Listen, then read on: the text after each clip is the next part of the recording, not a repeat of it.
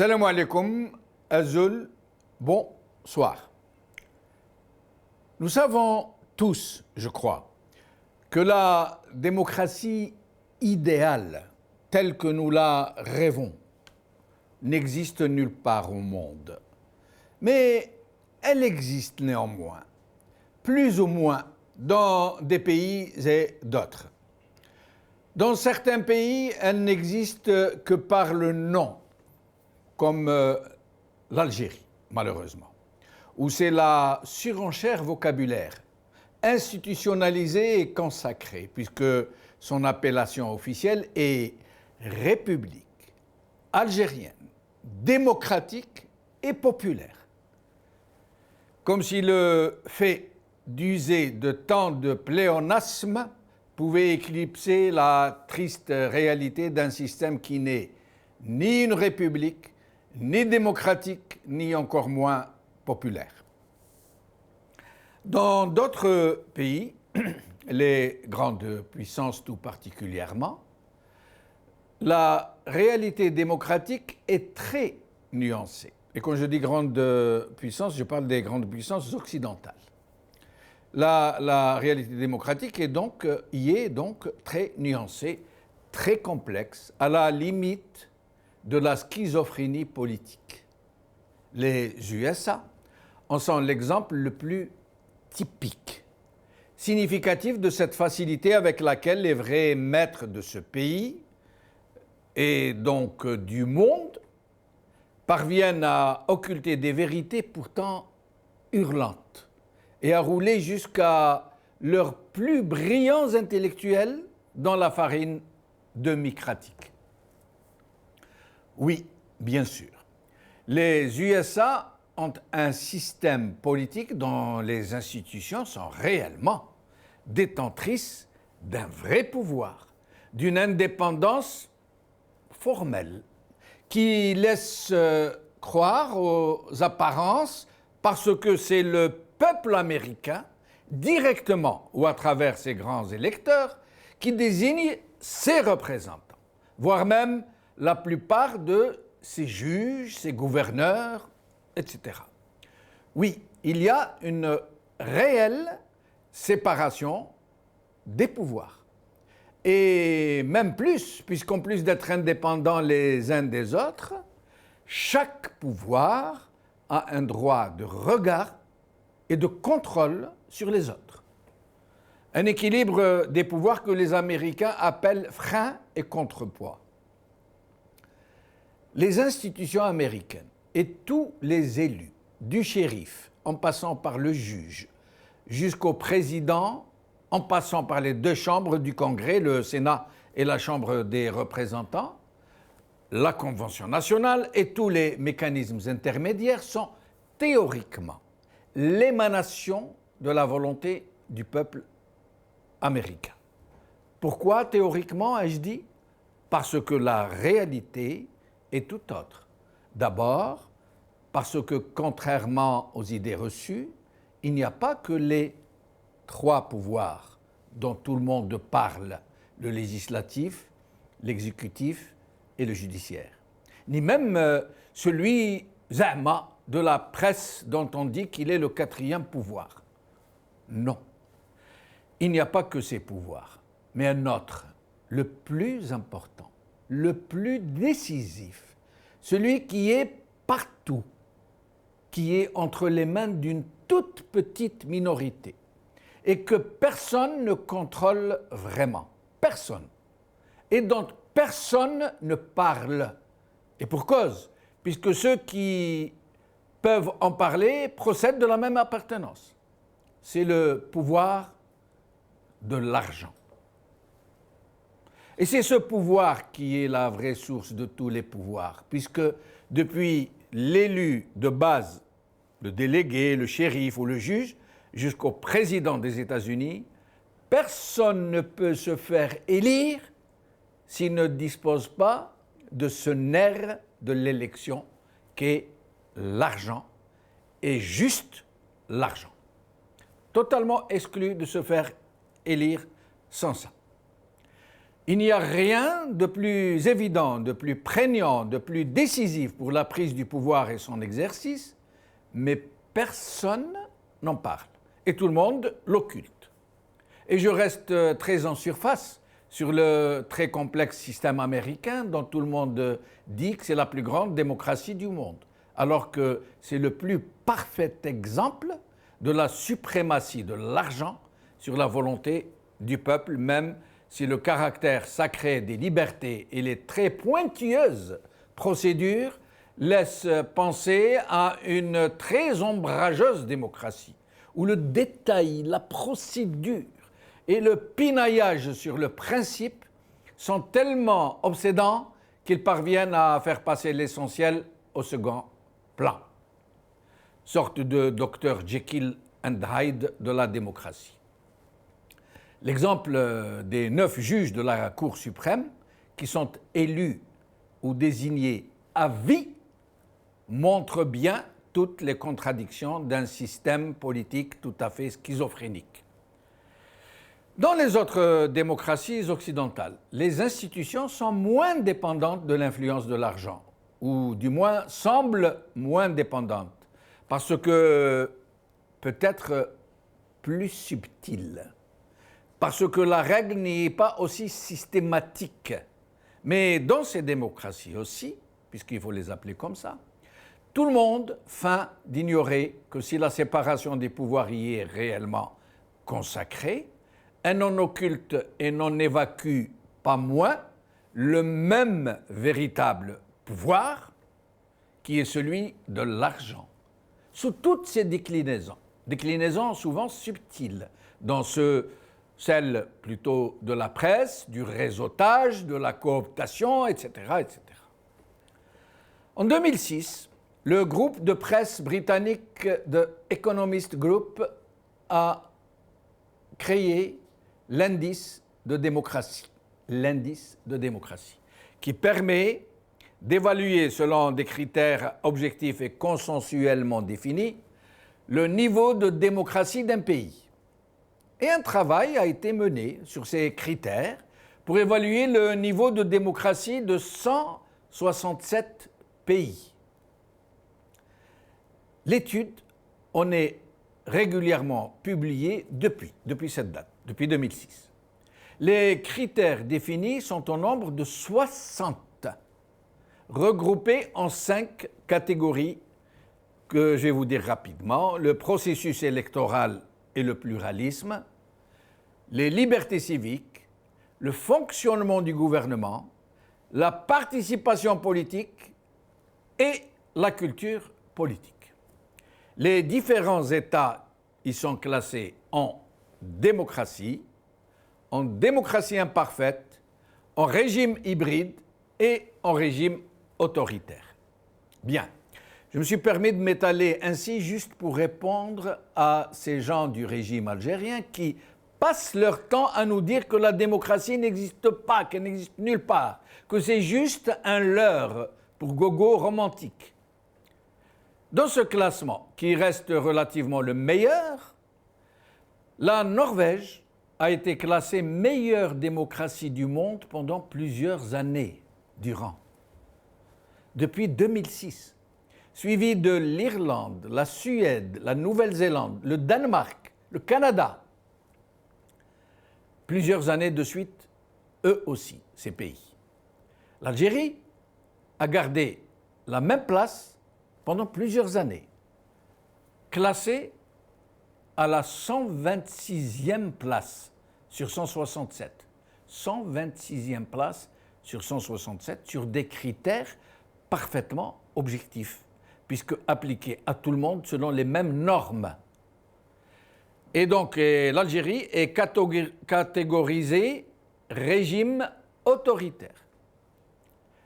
Le même classement que celui des dernières années n'a pas bougé, sauf que le dernier en date, celui de 2019, a eu lieu avant la grande fraude massive qui a permis à Tebboune de devenir le nouveau président de la République algérienne démocratique et populaire.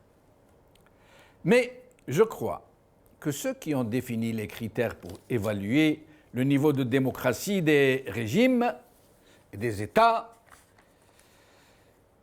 en ont oublié quelques-uns qui sont la clé de voûte du régime algérien. Je vais vous en dire quelques-uns. Un budget hallucinant pour l'armée. Hallucinant, un budget hallucinant qui permet de dégager des commissions sur les achats d'armement qui font des milliardaires au sein de la même armée.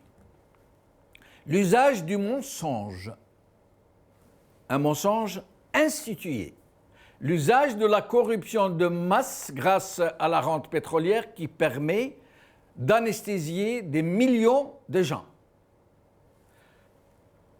La soumission de la justice, une justice désormais aux ordres et qui applique sans état d'âme toutes les injonctions qui tombent de haut.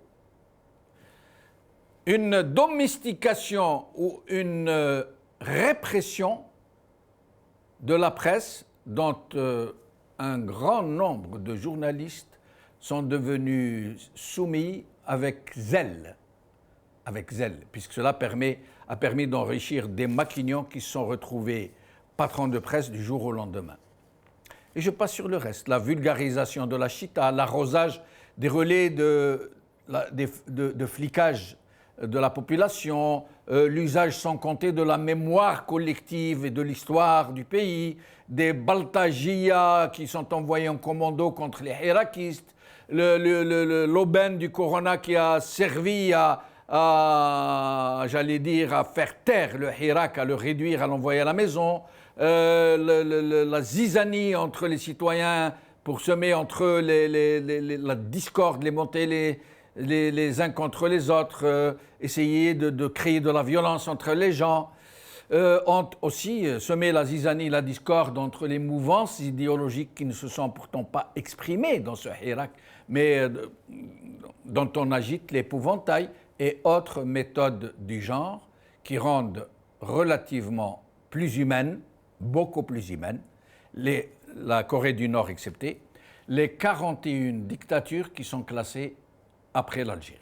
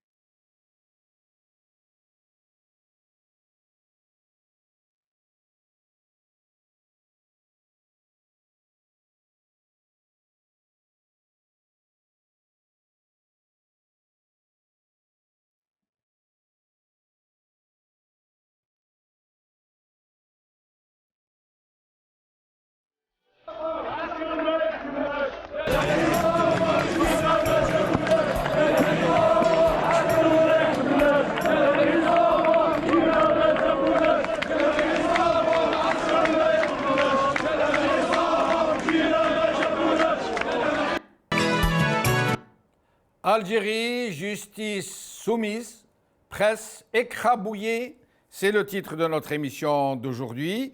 Pour en parler, j'aurai avec moi en Skype Brahim Younsi, cadre MDA du 82-88 depuis Paris. Aïssa Rahmoun qui sera avec nous un moment, il nous a demandé de le libérer parce il assiste, c'est l'un des avocats des journalistes dont nous allons parler aujourd'hui, avocat et militant des droits de l'homme depuis Alger. Idir Nouren, analyste politique depuis Paris, qui sera avec nous au téléphone. Et nous allons commencer par accueillir Aïssa Rahmoun. Merci d'avoir accepté notre invitation. Aïssa Rahmoun. Aïssa Rahmoun, est-ce que vous êtes avec nous? Aïssa Rahmoun. Nous l'avons perdu, nous allons essayer de le retrouver. Alors, Brahim Younsi, merci d'avoir accepté notre invitation. Bonsoir aux téléspectateurs. Merci. Je salue Aïssa Rahmoun en attendant qu'il arrive et mon ami Derou Nouran. Merci beaucoup. Alors, Brahim Younsi, aujourd'hui c'est le procès de 3 journalistes, Khaled Dararni, Samir Belarbi, Slimane Hamitosh, pardon. Les 2 derniers, Samir Belarbi et Slimane Hamitosh, se présentent librement. Ils avaient été relâchés. Et là, ils se présentent. Et Khaled Dararni a été incarcéré depuis plusieurs mois maintenant. C'est lui dont M. Tebboune nous avait dit que c'était un khabarji. Nous allons passer tout à l'heure cette honteuse déclaration d'un président qui est censé représenter la première institution du pays, qui semble ignorer ce qu'est la présomption d'innocence. Alors, Brahim Younsi, d'abord sur le titre, Justice soumise, presse écrabouillée, au point où nous n'avons plus ni justice ni presse. Nous ne l'avons peut-être jamais eu, ni la justice, ni la presse.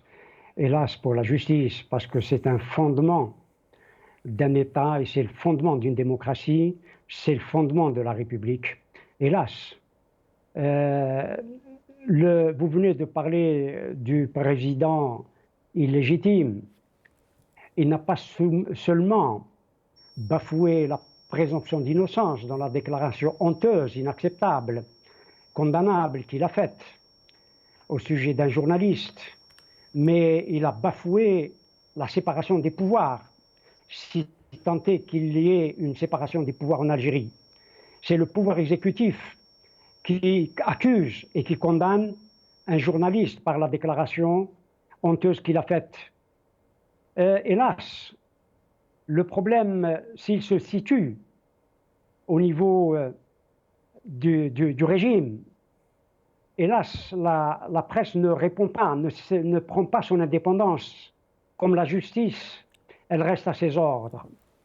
Et la presse, dans tous les pays autoritaires, et même dans ceux qui le sont moins, constitue la force d'un régime, la force d'un système politique. Beaucoup de littérateurs, d'ailleurs, l'ont montré et l'ont démontré, notamment Maupassant, dans Bel Ami, oui, par exemple. D'autres encore. Peut-être que, pour paraphraser Proudhon, qui disait que la presse est le cimetière de la pensée, mais la presse est le cimetière de la démocratie, parce qu'elle ne participe pas d'abord à la démocratie telle qu'elle doit être, dans la pluralité des opinions et dans la lutte des représentations qui est en train de se livrer aujourd'hui. La presse n'est pas suffisamment dans la pensée. En général, la presse a une fonction où le journaliste a une fonction d'intellectuel, un intellectuel qui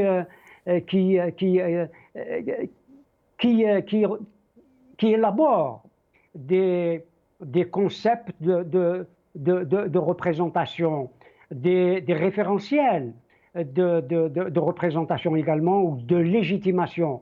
Or, la presse algérienne ne joue pas son rôle. Mais Brahim Youssi, justement, sur ce chapitre, la presse algérienne, qui non seulement ne remplit pas seulement son devoir d'information, encore moins quand vous êtes en train de le souligner, ce devoir de l'intellectuel de pouvoir filtrer, analyser, essayer de dévoiler parfois ce que peut paraître une information, mais non seulement ils ne sont pas dans ce rôle, pire que ça, ils désinforment et ils trompent sciemment une opinion publique qui est pourtant au fait de la vraie nature du régime. Et on essaye, et donc c'est une presse qui essaye de faire prendre des vessies pour des lanternes tout le temps, au point où c'en est devenu son rôle.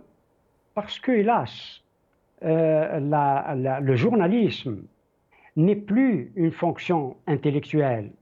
C'est devenu, singulièrement chez nous, une fonction économique. Les gens font de ce métier, de cette fonction, d'élaborer des idées, parce que la presse, c'est un laboratoire d'idées, c'est un laboratoire de nouveaux concepts. C'est elle qui ouvre le champ social, et alors que chez nous, elle le ferme. La fonction de journaliste aujourd'hui, c'est hélas, et on le déplore, je crois qu'il y a des journalistes eux-mêmes qui sont dans le métier de vrais journalistes chez nous, qui déplorent que leur métier, que leur fonction soit devenue une simple fonction alimentaire. Et ça, c'est déplorable. Nous connaissons des cas de véritables maquignons, dans le sens le plus péjoratif du terme, bien sûr, les maquignons, qui sont devenus patrons de presse.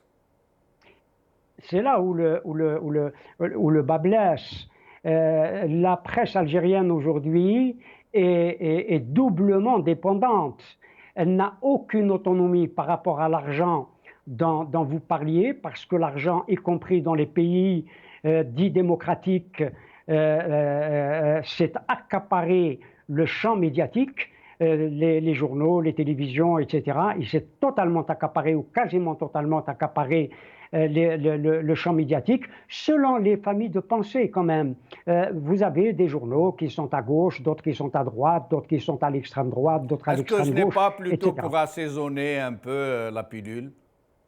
Certainement, certainement, mais disons qu'il y a une espèce de jeu, ce dont je viens de parler, certaines luttes de représentation malgré tout, parce que chacun participe à défendre des idées. Et vous avez aussi des intellectuels qui interviennent dans la presse et qui étaient des journalistes. Je pense par exemple, parce que je suis en France, à Sartre, par exemple, Jean-Paul Sartre, Raymond Aron, Albert Camus, d'autres encore.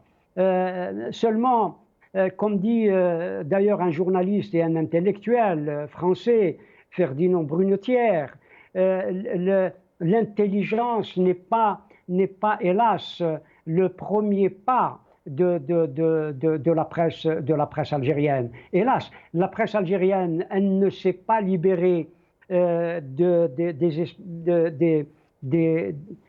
des pouvoirs institués. Et elle ne s'est pas libérée des pouvoirs institués, mais elle entre encore dans l'hétéronomie avec les pouvoirs d'argent qui s'imposent encore aujourd'hui. Et je reviens à vous tout à l'heure et je vous demanderai de nous parler de l'actuel ministre, M. Belhammer, qui était lui-même journaliste, hein, et qui, du temps où il n'était que journaliste, était plutôt du genre à revendiquer au sujet de la liberté de la presse, et qui aujourd'hui est réellement l'archétype même de l'étouffoir et de l'éteignoir. Je reviens à vous dans un moment. Idir Nouren, merci d'être avec nous, malheureusement au téléphone seulement. Hélas, je vous salue, je salue mon ami Brahim Younsi et l'ensemble des téléspectatrices et téléspectateurs. Merci, cher ami. Alors, Idir Nouren, je suis d'abord tenté de vous poser, pas une, mais deux questions en une. Comme d'habitude. Comme d'habitude. et qui personnellement, m'interpelle à chaque fois. Pourquoi en Algérie, dit-on grande muette quand on parle de l'armée, alors qu'on ne connaît pas plus bavard politique que l'armée algérienne? C'est elle qui a il n'y a que elle qui parle en fait. Il n'y a qu'elle qui dispose de la véritable expression politique et de la décision politique. Mais des journalistes algériens continuent de la qualifier de grande muette, hein, pour faire un peu comme chez les autres. Et l'autre question, pourquoi dit-on de la presse algérienne quel est le quatrième pouvoir dans un pays où il n'y a pas de séparation des pouvoirs, où il n'y en a qu'un seul, celui de l'armée? Oui, c'est un vaste débat. Pouvoir intervenir après votre édito qui a un très bel... C'est un magnifique réquisitoire. Et après ce qu'a dit mon ami Brahim. Quoi dire de plus? Par rapport à la presse. La presse est finalement la représentation de la notion de l'État, de cette notion politique de l'État. Quand vous avez un État qui n'est pas vertueux, un État clientéliste, un État qui fait de la corruption intellectuelle, politique, matérielle, un mode de gouvernance. Vous vous attendez à quoi? J'ai juste à rajouter, après ce que vous avez dit sur la presse, il me semble, j'en suis pratiquement sûr, que l'Algérie est classée pour l'année 2020 à la 146e place sur 180 pays pour la liberté de la presse. Ouais. Ceci pour donner quelques arguments supplémentaires à votre réquisitoire. Quant à la presse en elle-même, il me semble qu'il ne faut pas être nihiliste. Je pense qu'il y a des journalistes libres, mais parler de presse libre, c'est un autre débat. La presse libre, elle ne peut pas être libre quand sa survie économique dépend de la publicité d'État et des plans des largesses d'un pouvoir qui lui-même n'est pas vertueux et qui encourage ce type de comportement. Je crois que Brahim l'a très bien décrit en plus. Quand vous dites parallèlement à ça, pour M. Tebboune, là on va en parler peut-être plus tard, Brahim a évoqué la séparation des pouvoirs. Quand il traite M. Drarni, ce jeune homme plein d'allant, plein d'intelligence, de Khbarji, c'est même pas au niveau de la séparation des pouvoirs, Brahim. Là, je te rejoins tout à fait. C'est plus que ça. Il acte par ce type de comportement, et M. Benchenouf l'a dit dans l'édito, la confusion des pouvoirs. C'est même pas la séparation, c'est la confusion de tous les pouvoirs, qu'ils soient exécutifs et tuticantis. C'est toutes ces questions-là. Nous n'avons plus d'État, il n'est plus vertueux. Regardez tous les couacs. Actuellement, M. Tebboune et son Premier ministre, M. Jarrah, jouent les victimes. Ils jouent les victimes, ils sont dans une position victimaire. Quand M. Jarrah dit hier à la télé, on va faire une enquête pour la distribution de l'eau, on va faire une enquête parce que l'argent n'est pas arrivé aux familles les plus démunies, bien que, je suis désolé de le dire, bien que dans le programme du président désigné, comme vous l'appelez, cher Brahim, il est dit s'occuper des plus vulnérables. Nous sommes en plein dysfonctionnement. Et ce qui m'inquiète le plus, et j'ai une crainte, qu'il y ait véritablement une explosion sociale due à des problèmes économiques et des problèmes de bol alimentaire. C'est tout aussi simple que ça. Mais Idil Honorn, quand le Premier ministre dit aimer cette thèse du complot, moi personnellement je suis tout à fait d'accord avec lui, sauf qu'il y en a deux dont il n'a pas parlé. Moi, pour ce qui est des incendies, je n'y crois pas trop. Peut-être des pyromanes, je veux bien, mais un complot venant d'un autre clan qui mettrait le feu aux forêts, je n'y crois pas. Un pénurie d'eau, à la limite, c'est possible. Mais pour ce qui est des liquidités, moi, personnellement, je n'en démords pas. Moi, j'ai l'impression qu'une main, quelque part, est en train de procéder à de la rétention qui empêche l'argent de circuler normalement pour porter préjudice au clan dominant. Mais les deux affaires où il y a vraiment complot, l'affaire des Harraga, la Harga Blitzkrieg, qui n'a pas été évoquée comme un complot alors que c'en est un très visiblement, et l'affaire des journalistes de France 24, des collaborateurs de France 24, qui semblent réellement relever du coup fourré, du coup tordu, qu'on aurait fait à Tebboune pour le mettre en difficulté. Là non plus, Premier ministre n'a pas parlé de complot. Oui, tout à fait. En plus, toutes ces forces-là, ces forces qui seraient des forces de négation, quant à la bonne marche du gouvernement Tebboune. Mais je suis désolé, Monsieur Benchouf, nous l'avons dit sur vos plateaux. Ah, est-ce qu'on a perdu, Edir? On l'a perdu. J'espère que nous allons vite le retrouver. Alors, nous allons écouter M. Tebboune nous parler de l'incarcération de M.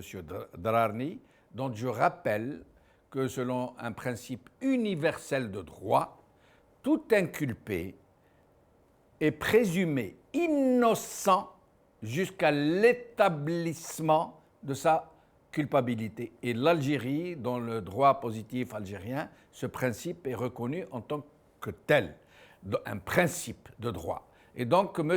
Tebboune, qui étant président de la République, qu'on le veuille ou non, c'est le cas, alors il est censé respecter le droit plus que n'importe quel autre citoyen. Or, lui, il va franco de port, il accuse M. Drarni, qui n'avait pas encore été jugé au moment de cette déclaration, de khabarji. C'est plus grave encore que de l'accuser de n'importe quoi. Khabarji, la traduction littérale, si je peux dire en français, c'est balance. Il l'a accusé d'être une balance au service de services étrangers. Il voulait dire de la France, en fait. Nous allons écouter M. Tebboune. وأن الديمقراطية أنا التزمت وقلتها مرارا وتكرارا أن ما ندعم حرية التعبير، لأن بلا حرية التعبير ما تقدرش تمشي بعيد. ولكن قلت نحارب بشراسة الكذب والتجريح والسب والشتم باش توصل نتايا باش دير حاجة فكاهية تخلق لي مشاكل دبلوماسية. رفعوا المستوى شوية، رفعوا المستوى. هذه غير مقبولة هذه. أما الآخرين اللي قالوا تقليص حرية التعبير، صحفي يخرج يستنطق لأن قال كلام قوي على الدولة الجزائرية، مش على الرئيس ولا يستنطق، يخرج يمشي للسفارة يعطيه معرض حال، استنطقني فلان واستنطق لي فلان. ايش راك ماكش بعيد على الخبرجي، شاهد صحفي. من حقنا احنا ندافع على السياده نتاعنا، هذه مهمتي وسندوها للجزائريين ومقتنع بها وقلتها. ما نتخلاش بالشبر على اعلان نوفمبر وعلى رساله الشهداء. Brahim Younsi, vous voyez comment il enrobe la pilule amère de la même utilisation outrancière de la mémoire des Chouhada de novembre. C'est un discours, c'est du rabâchage, c'est un discours habituel. Mais il y a deux choses graves. La première, nous en avons parlé, c'est de traiter un journaliste de balance, de khabarji. C'est extrêmement grave. D'autre part, il reconnaît, et cette phrase a échappé certainement à beaucoup, pour dire que faire un sketch sur un pays quelconque, n'importe lequel, nous savons que lui fait allusion à l'Arabie Saoudite, ou caricaturer un pays comme l'Arabie Saoudite ou les Émirats Arabes Unis, etc., conduirait à un problème diplomatique. Donc la souveraineté de l'Algérie n'est pas souveraine. Et sa presse n'est pas indépendante au point où elle doit obéir à des injonctions politiques, même pour ce qui est des caricatures. Tout à fait. Cela veut dire que la presse algérienne n'est pas libre, elle ne peut pas caricaturer comme le font toutes les presses du monde, celles qui sont libres. Brahim, si je vais me permettre de vous interrompre, parce que nous venons d'avoir Aïssa Rahmoun qui est sorti du tribunal pour nous parler. Pardon. Aïssa Rahmoun, merci d'avoir accepté notre invitation. Aïssa Rahmoun. Oui, c'est Jamal. Oui, je vous entends, c'est Jamal. Bonsoir tout le monde. Merci d'être avec nous. Aïssa Rahmoun, alors vous êtes vous faites partie du collectif défense de Khaled Drarni et des autres, Samir Belarbi, Slimane Hamidtouch. Je vous laisse la parole pour essayer de nous en dire plus. Qu'est-ce qui se passe? Qu'est-ce qu'il y a de nouveau? Écoutez, donc, je fais partie effectivement du collectif qui est composé de 55 autres consoeurs et confrères, 55 avocats qui sont venus des quatre coins du pays défendre les trois prévenus, dont l'un est détenu, le journaliste Khaled Darani, et deux autres inculpés qui sont Samir Belarbi à l'occasion de son deuxième dossier, et Hamidou Chmouh Slimane, qui ont bénéficié d'une libération au niveau du juge d'instruction. Et qui comparaissent libres, hein, précision. Ils comparaissent libres, contrairement à Khaled Darani. Ils comparaissent libres, contrairement à Khaled Darani, effectivement. Et le chef d'inculpation, les accusations retenues à l'encontre de ces deux activistes et du journaliste Darani, c'est atteinte à l'intégrité territoriale de l'État et incitation à un attroupement non armé, les articles 79 et 100 du Code pénal. Atteinte à l'intégrité de l'État, du territoire, de l'État, de la nation ou quel est le chef d'inculpation? Pardon? Incitation à attroupement non armé. Et atteinte à l'intégrité à l'intégrité territoriale de l'État. À la territoriale de l'État, rien que ça. C'est incroyable. Ouais. Et qu'a requis le procureur comme peine? Le procureur a requis 4 ans de prison ferme et 100 000 dinars d'amende, avec un réquisitoire supplémentaire qui complète les 4 ans, c'est la privation d'exercer les droits civiques pour les 3 prévenus. Pourquoi? Parce qu'il y a des droits civiques dans ce pays qu'on peut exercer? Effectivement, on va se permettre de sortir un peu du cadre légal. Effectivement, il n'y a aucun droit qui est consacré dans le pays. Imaginez que une des absurdités durant l'interrogation de Khaled Darani, par exemple, c'est qu'ils ont réussi à avoir à partir de son iPhone différentes publications. L'une est couverture du Hirak. Khaled Darani avait couvert des manifestations, des rassemblements de gens qui étaient pour les élections du 12 décembre passé. Il a publié ça sur les réseaux sociaux, sur son site web, et d'autres manifestations d'Algériens qui étaient contre les élections. La magistrate en question, qui a présidé aujourd'hui le procès, a trouvé plus judicieux de faire remonter en surface les publications, les reportages dont Khaled Darani avait assumé des Algériens qui étaient contre les élections. À partir de là, il fait des interrogations, des questions haches. Mais à aucun moment, elle m'a dit que voilà, il y a aussi des reportages ça peut assurer qui démontrent qu'il y a aussi des Algériens qui étaient pour l'élection du 12 décembre. Donc voilà toute l'absurdité d'un tel dossier et d'une telle poursuite. Alors, je rappelle d'abord que Aïssa Rahmoun, que Khaled Darani, qui est journaliste professionnel, filmé avec son simple téléphone portable, faisait des reportages du Hirak. C'est lui qui livrait à la quasi-totalité des Algériens parmi les meilleurs reportages du Hirak, des images qui sont rentrées quasiment dans l'histoire et les archives du reportage des manifestations du Hirak. Mais sinon, on nous dit que c'est le même juge qui avait condamné Karim Tabou qui officie aujourd'hui, si je peux utiliser ce verbe. Aïssa Rahmoun,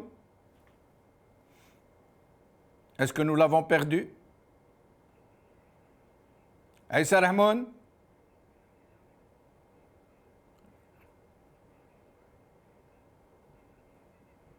Alors, nous allons écouter un enregistrement audio en pleine salle d'audience de M. Khaled Darani. Écoutons-le se défendre. Qu'est-ce qu'il dit? Écoutons-le.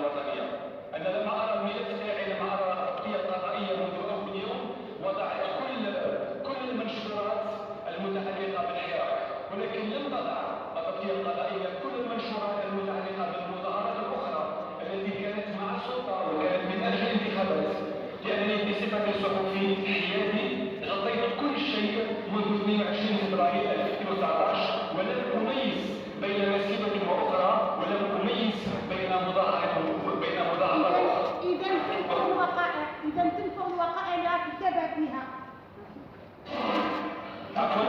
تنكر إذا أنت تنكر. أنكر تماما الوقائع المتابعة بها على نعم. المحكمة ستواجهك بما وجد في الملف باش تتمكن باش تجاوب على ما وجد في الملف من أعباء مقدمة إلينا في إطار المتابعة نتاعك. إذا تأكد أن الصفة نتاعك كصحفي حر قمت بالعمل هذا. نعم. إذا بناء على محضر التفتيش الإلكتروني المحرر من قبل الضبطية القضائية اللي كان وقع على الهاتف النقال تاعك الايفون 11 والولوج الى صفحتك في حساب الفيسبوك.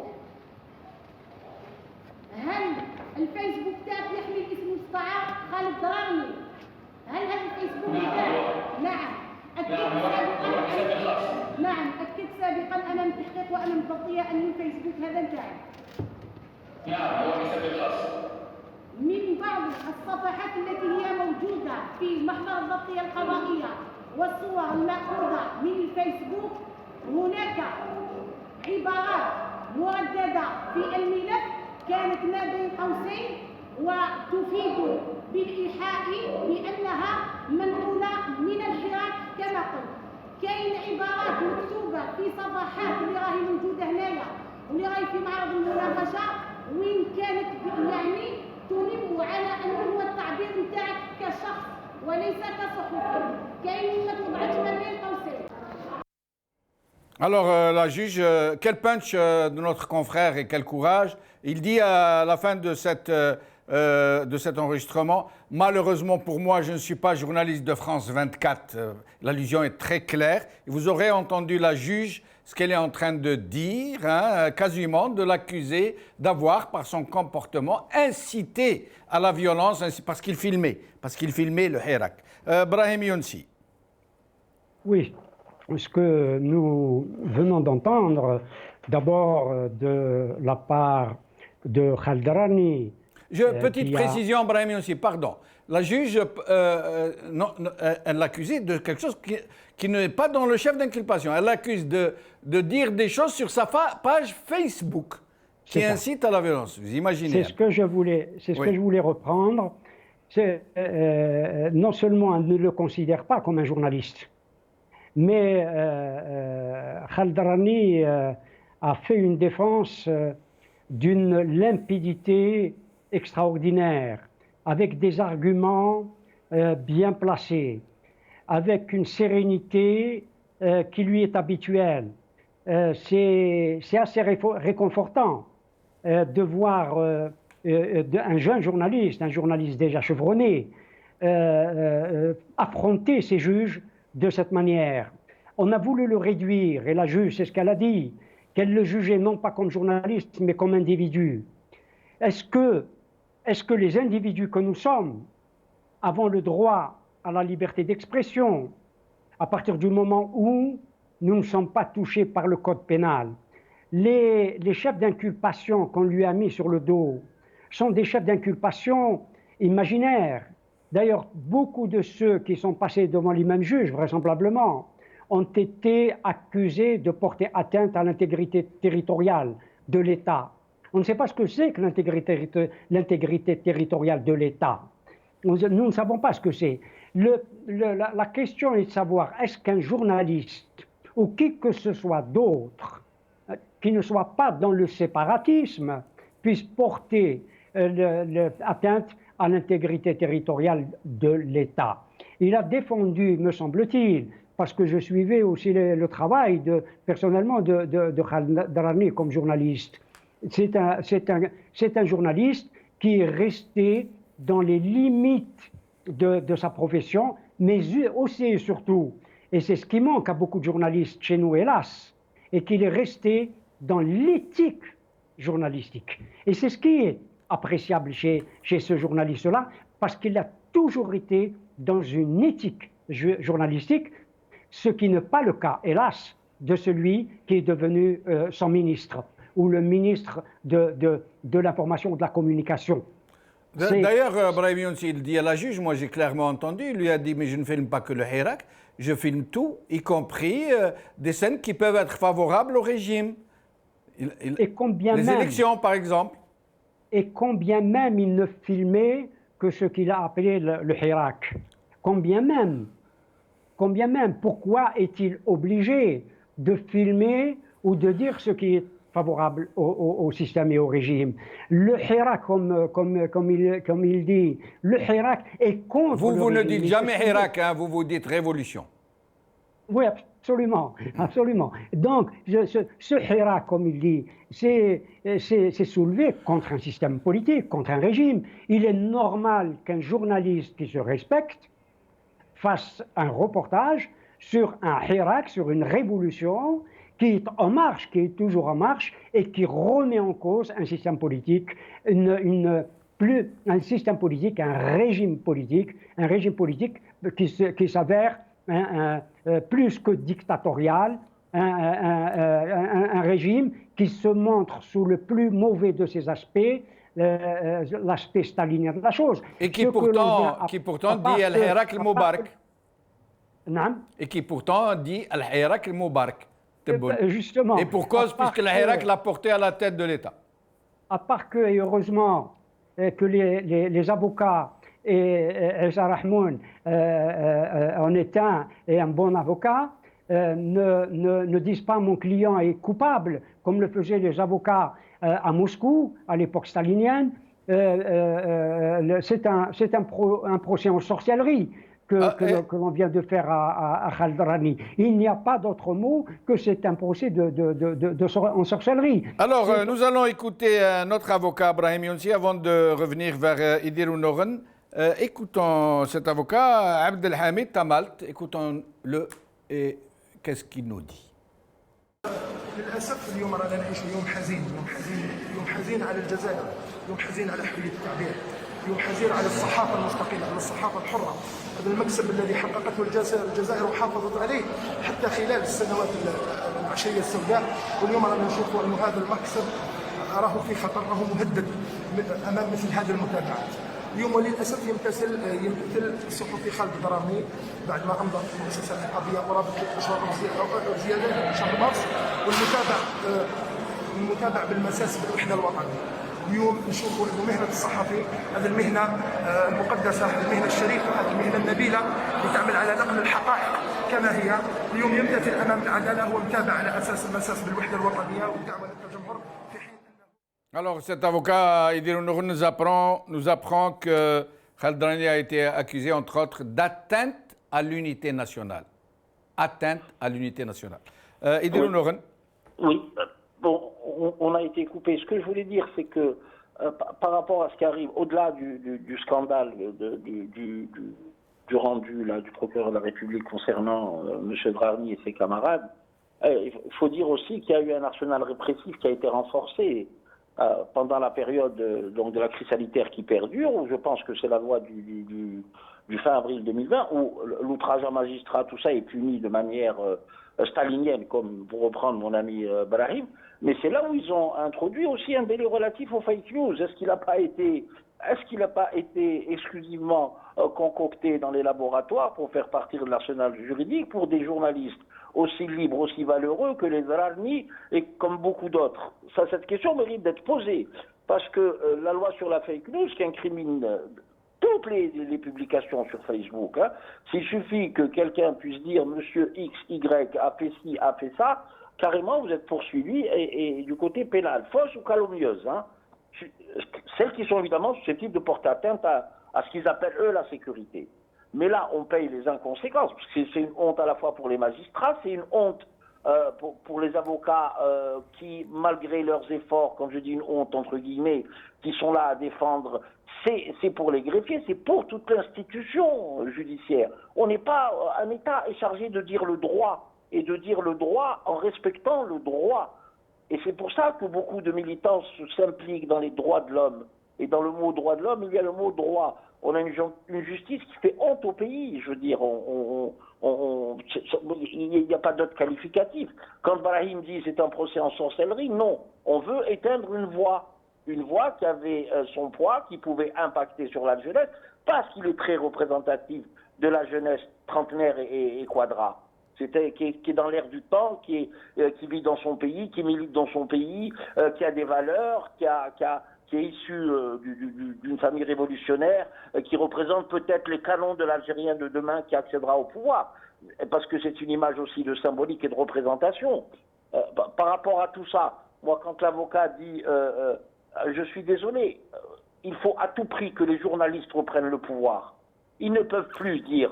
pour la justice, Idil Noren, la justice dont vous nous dites qu'elle fait honte. Je rappelle qu'au début du Hirak, il y a eu 1000, pas moins de 1000 juges qui ont créé le club des juges et qui s'étaient dit déterminés à tout faire pour libérer leur institution, pour en faire une institution libre, indépendante des autres pouvoirs. Ils ont été persécutés, mutés, on leur avait tout subir, y compris la trahison de leurs propres confrères, de leurs propres collègues. Mais il y a pire, c'est que le corps de la justice, à ce moment-là, était entré en grève, si vous vous rappelez. Et nous pensions que c'était pour imposer, parce que s'ils étaient tous entrés en grève, ils auraient imposé l'indépendance de la justice sans aucun doute.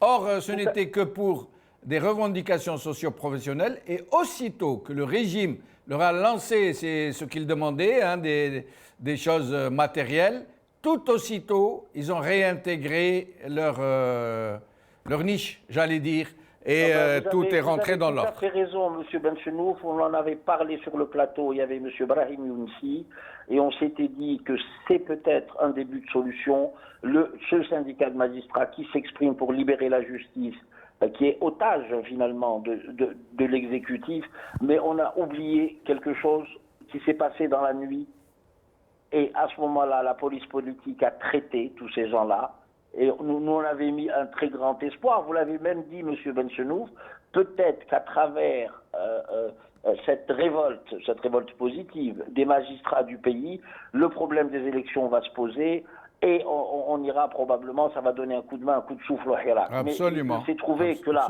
police politique a fait son œuvre de 20h à 6h du matin, et ces mêmes personnes ont fait un contre-communiqué rentrant, je ne dirais pas dans la niche, mais rentrant dans la ligne du pouvoir. Pourquoi ne pas dire rentrer dans la niche et dire, excusez-moi, je sais que j'utilise des mots très durs, mais c'est la vérité, parce que des juges, des magistrats dont le rôle est de rendre la justice, de faire appliquer le droit, et qui se font les outils, le bâton pour punir, pour sévir contre des gens qui ne font que revendiquer la liberté, la dignité, le droit de disposer d'un pays, le droit d'un peuple de recouvrer sa souveraineté sur son propre pays. Je regrette, il n'y a pas de mots assez durs pour les qualifier. Monsieur Benchenouf, oui. J'interpelle Monsieur Brahim Younsi aussi. Ouais. Je sais que je n'aurai pas le dernier mot. Si vous me permettez, je vais choisir un mot médian qu'il rentre aux chenilles. Ça vous convient ? Vous êtes gentil. Le chenille, c'est encore plus grave que la niche. Parce non. Le chenille, c'est un système... Parce que la meute qu'on lâche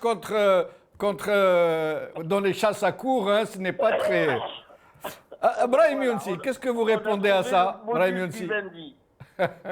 Brahim Younsi. Non, c'est sûr qu'il est sûr que on avait un espoir. Effectivement, et vous l'avez signalé et dit, et mon ami Idir vient de le dire également, à savoir que les juges ont tenté de se libérer du poids du régime.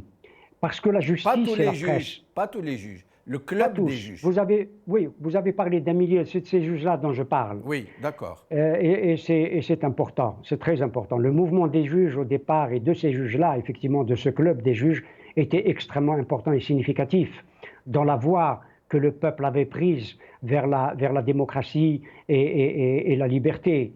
Et cette voie, hélas, ils l'ont accompagnée à 20%, disons, pour rentrer chez eux, pour parler correctement.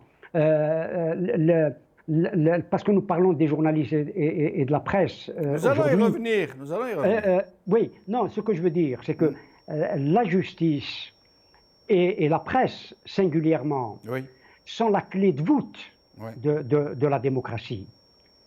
Ce sont ces deux institutions, si j'ose dire, ce sont ces deux pouvoirs, quand ils ont, bien entendu, quand ils bénéficient de l'indépendance, et d'une indépendance qu'ils doivent absolument arracher. D'ailleurs, nous parlons de pouvoir. Dans certains pays, on ne parle pas de pouvoir, mais on parle d'autorité. C'est encore plus significatif. La justice est une autorité, elle doit imposer son autorité aux deux autres pouvoirs, parce que c'est la justice qui applique ou qui produit toute une doctrine, parce qu'elles seront libres, elles seront indépendantes. Ce n'est pas le cas, hélas, chez nous. Et la presse ne À plus forte raison, Brahim Younsi, excusez-moi de vous interrompre, à plus forte raison que ces juges ont eu une occasion en or. Ils ont eu des millions d'Algériens dans la rue.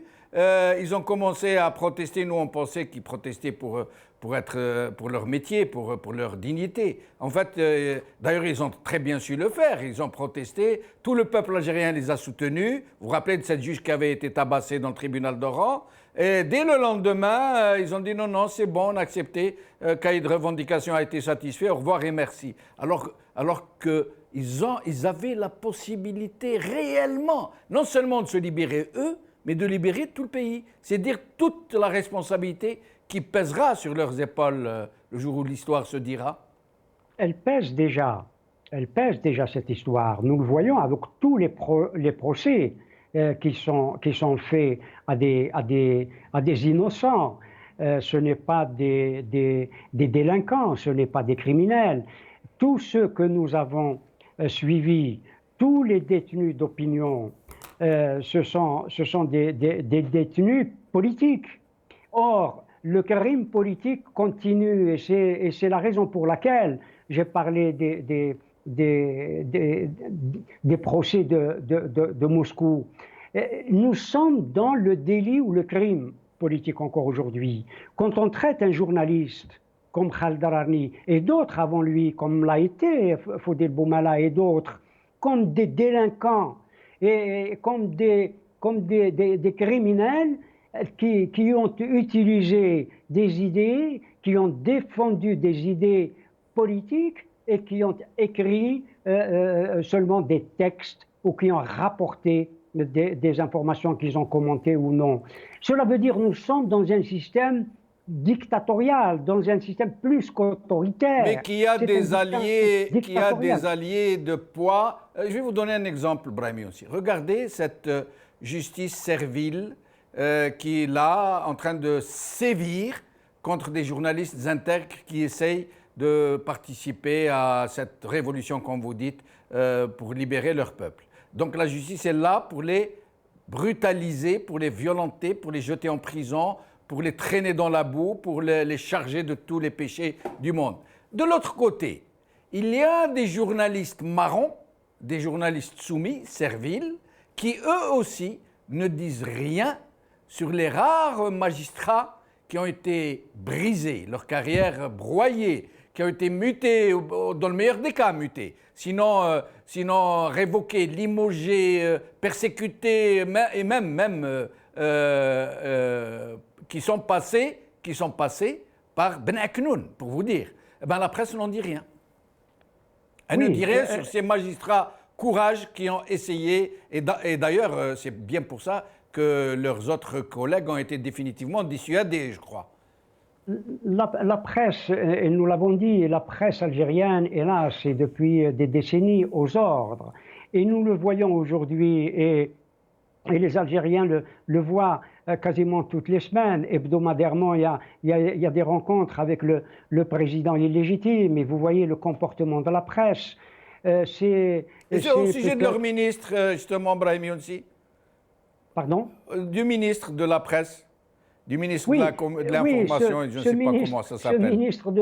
Ce ministre de la presse est de la publicité.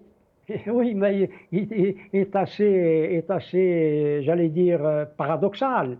Alors que quand il était journaliste, il faisait semblant de défendre la liberté de la presse, la liberté d'expression, de défendre le métier qui est le sien depuis longtemps, de se montrer comme un journaliste professionnel et un journaliste, un intellectuel, comme je le disais tout à l'heure, qui collabore dans les journaux comme le faisaient d'autres intellectuels sous d'autres cieux. Simplement, il se montre aujourd'hui comme un gendarme. Et il participe de la gendarmerie de la presse, il participe de la police de la pensée, comme dirait l'auteur de 1984, dont le nom m'échappe tout de suite. C'est incroyable. Il est dans la police. C'est incroyable comme les hommes changent. Il contrôle même, ou il essaye de contrôler même les consciences des gens. Big Brother. Big Brother, oui, mais non, l'auteur. Je l'ai oublié aussi. Oui, son nom 1984, nous ne devrions pas oublier. Pourtant, il est célèbre, je ne connais que lui. Ouais. Mais bref, je veux dire que nous sommes dans cette atmosphère d'une police politique aujourd'hui en Algérie, comme cela a été le cas il y a quelques décennies. Cela veut dire que ce sont les journalistes qui ne font pas leur travail des journalistes. C'est cette éthique, comme l'a montré si brillamment tout à l'heure Khaled Darani, il devrait en prendre de la graine, qu'un jeune journaliste, un jeune mais brillant journaliste, quelqu'un qui est aujourd'hui un des meilleurs journalistes, sans doute, du pays, qui a donné une leçon pas seulement de courage, mais une leçon de journalisme à l'intérieur d'un tribunal. Et alors que les journalistes que nous voyons, hélas... Ah, pardon, George Orwell. George Orwell. Ah, là, absolument. Voilà. C'est de George Orwell. Orwell. Nous sommes dans cette atmosphère. Où il y a la pesanteur de la police de la presse, de la police Et restez avec nous, Brahim Younsi. Nous allons revenir vers Idir Ounouren. Idir Ounouren, cette presse, puisque nous n'avons pas parlé, nous avons parlé de ces journalistes qui sont en prison, qu'on a incarcérés, qu'on a humiliés, qu'on a qualifiés de tous les noms, y compris de balance, de gens qui veulent du mal à leur pays, qui s'attaquent à l'intégrité territoriale, qui s'attaquent aussi à la sécurité nationale, etc. Et les journalistes, quasiment leurs propres confrères, et vous aurez vu lors de l'interview de M. Tebboune qu'il a accordé à des journalistes algériens, pas un mot sur leurs propres confrères ni sur ce qu'ils subissent, y compris quand M. Tebboune qualifie leurs propres confrères devant eux de balance. Idir Ounouren. Oui, mais ça, c'est quoi attendre d'un pouvoir qui, en plus, fait de la redondance et qui est là dans le mépris et dans la condescendance. Mais c'est aux journalistes eux-mêmes à prendre en charge leur profession, pas dans des syndicats croupions, de se dire que nous devons participer au renouveau de ce pays, mais nous devons participer à cette transition hors du système. On ne pourra jamais avancer parce que non seulement vous parlez des journalistes, mais il y a quand même des journaux en ligne qui ont été fermés. Il y a le Matin d'Algérie, je crois qu'il y a Maghreb Émergent, il y a Radio M, il y a Interligne, on n'en parle pas, tout ça parce qu'ils émettent un avis contradictoire à la pensée dominante de ce nouveau pouvoir qui s'installe dans le pays.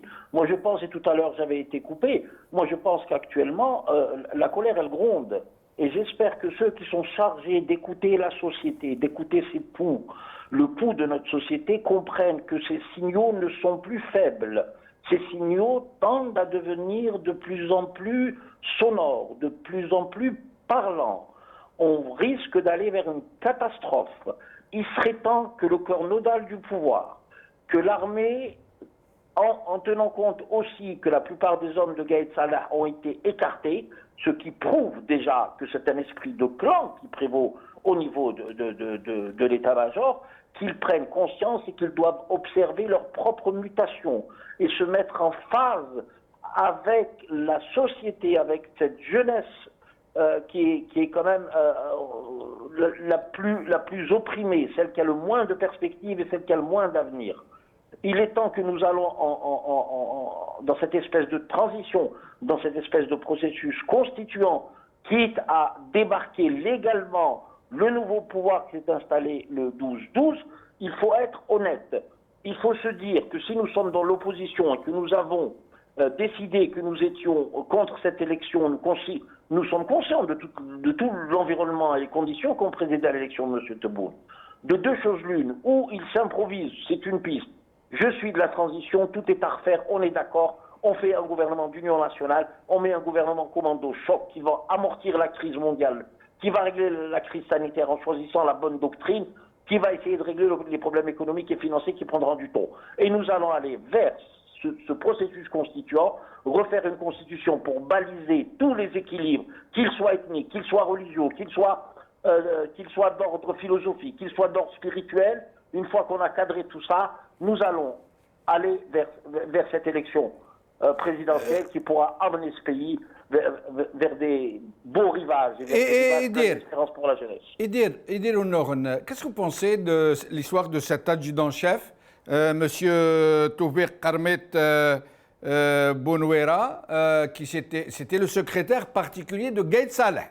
Hein, et vous le voyez là en photo. Et il s'était sauvé, il a quitté le pays en emmenant avec lui des dossiers, nous dit-on, explosifs, sur notamment des détournements des commissions sur les achats d'armement et autres histoires du genre. Il s'est envoyé où? En Turquie. Et qu'est-ce qui vient de se passer? L'Algérie l'a réclamé à la Turquie et la Turquie l'a envoyé en Algérie et il doit passer devant le tribunal militaire demain, je crois. Oui. Oui, tout à fait. Ça prouve aussi, vous savez, ça c'est d'une légèreté. Il y a un côté dramatique, il y a un côté tragique, il y a un côté vraiment dramatique concernant cette histoire.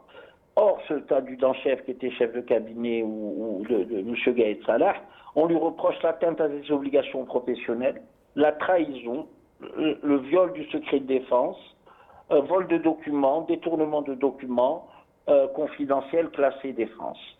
Imaginez ça, ce monsieur demande, je ne sais pas, il est en Turquie, par quel miracle il a pu passer la frontière, ça pose question. Que faisait-il en Turquie? Est-ce que c'est nos services qui ont négocié avec les services turcs? Est-ce que c'est une opération rapatriement à la commando? L'opinion publique algérienne demande à être éclairée et ça passe aussi par le grand ménage, que la grande muette devienne la grande muette, mais qu'elle règle tous ces soucis de dysfonctionnement. Quand vous voyez la plupart des services où il y a eu des directeurs centraux qui ont été changés au bout de 2 mois, de 3 mois, de 4 mois, de 5 mois, un balai de chefs de région qui a été changé, il est temps que notre armée retrouve sa stabilité, s'occupe de nos frontières, refasse son intelligence économique, essaye de prospectiver, si j'ose m'exprimer ainsi, sur la nouvelle doctrine militaire, que la nouvelle doctrine diplomatique soit mise en place. Nous avons une crise gravissime en Libye qui risque de nous retomber en boomerang. À ce niveau-là, je pense que l'ensemble des Algériens et toutes les forces patriotiques, par rapport à la crise libyenne, nous faisons confiance à notre institution militaire. Il n'y a aucun doute là-dessus.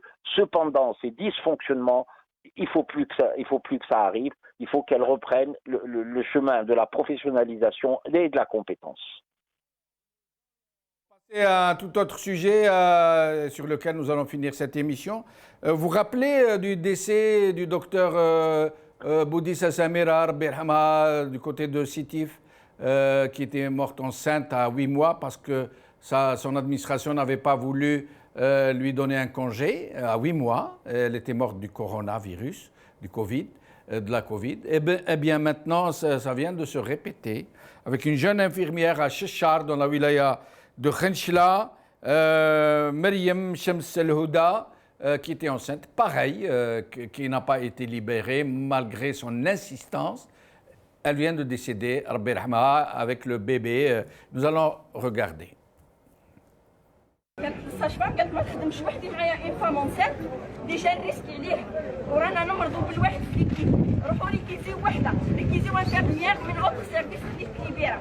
قالت لها انا، قالت لها ما نقدرش، قالت لها المدير هو اللي يتحمل المسؤوليه مانيش انا. كل واحد يقول اللي فوقه هو، كل واحد يدير على راسه شاب ويحميه، كل واحد. لا علينا. جيت تلاقيتها قلت لها شوفي واش ديري لهنا، قالت لي رحت للديريكتور الطبيب شوفي واش قال لي. قال لي ما عندك حتى علاقه مع الكوفيد. هذا المرض جبتوه من العراس، جبتوه من العراس والزرد. جات تبيع المصطلح اللي قالها من بعد قالت له ربي اذا ما حبنيش انا ارحم الروح اللي راهي في كرشي. قال لها راهي اخرجي روحي. قلت لها شمس مادام قال لك روحي انا ما روحتيش. Voilà, décidé la mère et l'enfant. Rabbi yarhamha. Brahim Younsi. Oui, je reviens, si vous me permettez, oui. Et cette nouvelle affaire gravissime.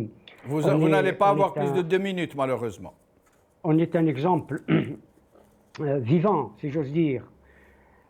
C'est le dysfonctionnement. Je ne crois pas, comme mon ami dit, qu'il s'agit de tout ce qui se passe de dysfonctionnement. Je crois que cette question que nous venons d'écouter pour ma part est une relève du système. Et vous avez nommé votre émission, vous avez parlé du verbe, vous avez employé le verbe écrabouiller. C'est ce système qui écrabouille l'ensemble de la population, qu'il soit journaliste, qu'il soit juge, qu'il soit médecin, etc., etc. C'est pas seulement un dysfonctionnement, c'est un problème systémique et il faut absolument que le système change, que le système tombe, ce système-là, et mettre à sa place un système plus humain qui est proche de l'homme. Si vous me permettez, juste encore un mot sur la justice et la presse. La justice et la presse aujourd'hui, il faut le dire, ce font les auxiliaires, surtout les juges, surtout la justice, ce font les auxiliaires de la répression du système. Nous sommes dans le système répressif et la répression, elle peut être directe comme elle peut être indirecte et se terminer par le décès de médecins et de médecins femmes notamment et qui plus est sont enceintes. Merci. Ce n'est pas la première fois que cela se produit. D'autre part, c'est la presse. Et c'est là une de ses plus grandes responsabilités et en même temps sa plus grande défaillance. C'est qu'elle ne participe pas, ou si peu, elle l'a si peu fait ces derniers mois au cours de cette révolution. C'est qu'elle n'a pas participé à la formation d'une opinion publique. Et cela, c'est à la presse de le faire, de former dans le pays une opinion publique. Et là, l'opinion publique est en train de se former. Et Khaled Rani, c'est le reproche qu'on lui fait, me semble-t-il. En tout cas, le crime, entre guillemets, pour lequel il paye, c'est parce qu'il participe à travers les réseaux sociaux à former une opinion publique. On peut pas être d'accord. À l'éveil. Allez, oui, mais à former une opinion publique. Merci également. Brahim Younsi, désolé de vous interrompre. Edirou Nouren, 2 minutes et le mot de la fin. Oui, concernant mon ami Brahim pour le dysfonctionnement, je ne suis pas tout à fait d'accord, mais on aura l'occasion d'en débattre après. Parce qu'en fait, c'est un problème aussi de dispositif, de protocole et comment réagir par rapport à telle procédure, à tel protocole. C'est ça un État aussi. Parallèlement à cette jeune dame qui vient de décéder, Rabbi yarhamha, qu'est-ce que je voulais... que peut-on dire de tout ça? Est-ce que les protocoles établis par le ministère de la Santé ont été appliqués dans le cadre de la doctrine, dans le cadre de la répartition des horaires de travail, dans le cadre de la récupération? C'est toutes ces questions-là, ça mérite, là, à ce moment-là, un débat national qui soit au niveau du CHU de Sétif, ou je ne sais pas où ça s'est passé, et donc voilà, seule la justice pourra trancher et situer le niveau des responsabilités. Non seulement l'État doit être responsable de tout ça, il serait temps que dans notre pays, quand l'État fait des fautes aussi graves, puisse être condamné. au même titre qu'un justiciable normal. C'est ça aussi un état de droit. Quant au dysfonctionnement dont Brahim parlait, j'aurais terminé. Vous savez, dans le cadre de l'armée, Brahim, il y avait ce qu'on appelait, même s'il y avait on va dire des nuances, des différences, même des clivages, ça restait toujours à l'intérieur des décideurs. C'est ce que j'avais appelé, moi, il y a plus de 15-20 ans, la neutralité positive. Or, c'est avec l'affaire de la cocaïne qui a coûté la place à M. Hamel, qui était DG de la DGSN, que le problème à l'intérieur des décideurs s'est externalisé. Et c'est tant mieux pour la démocratie, et c'est tant mieux pour le pays, parce qu'ils sauront qu'ils ne pourront plus faire ce qu'ils ont fait pendant de très très longues années. Merci Diroun. Brahim aussi veut dire un mot, mais alors 10 secondes, vraiment. Hein. La terre algérienne, et elle l'a montré, n'est pas une terre ingrate. Quand on y sème, on produit. Il y a des récoltes. Et la révolution qui continue sa marche. Et on est la preuve. C'est une belle récolte. La terre algérienne n'a jamais été ingrate. Merci Brahim Younsi, merci Idiroun. Mais j'ai une très bonne nouvelle avant de vous quitter. Une très bonne nouvelle qui sort d'une erreur professionnelle que je viens de commettre, encore une fois, aujourd'hui. Je m'en excuse profondément. Je suis vraiment désolé pour cette erreur. Mais c'est une erreur qui va donner le jour à une bonne nouvelle. Le bébé de la jeune infirmière qui est morte à l'âge de 28 ans n'est pas mort. Alhamdoulilah, il est vivant. Les collègues et les confrères de l'infirmière ont pratiqué une césarienne et ont pu le sauver. Merci beaucoup. Merci Diroun encore une fois. Merci Brahim Younsi. Merci Aïssa Rahmoun. Merci à vous, chers amis, d'avoir suivi cette émission. Encore une fois, pardon pour cette erreur que j'ai commise. Je suis désolé et à quelque chose de malheur et bon, alhamdoulilah.